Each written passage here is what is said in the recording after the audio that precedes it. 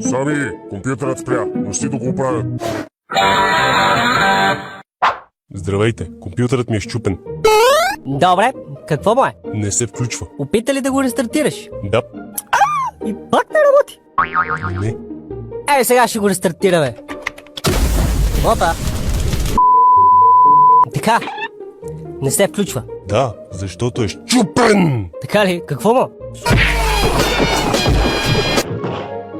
Не иска да се включи. А опита ли да го изключиш и включиш?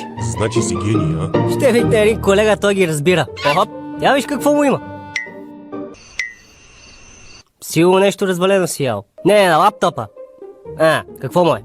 Не знам, не иска да ми каже. Сър, какво му е на лаптопа? Не се включва. Какво очаквате от нас? Все по-малко с всяка секунда. Дайте гаранционната карта на този проклетник. Да, изтекла. Моля, кога? Точно в този момент. Ето, цялата се разтече по колегата. Сега трябва и нови униформи да поръчваме. А лаптопът ми? Какво за него? Ще го оправите ли? Защо? Какво му? Купи си нов.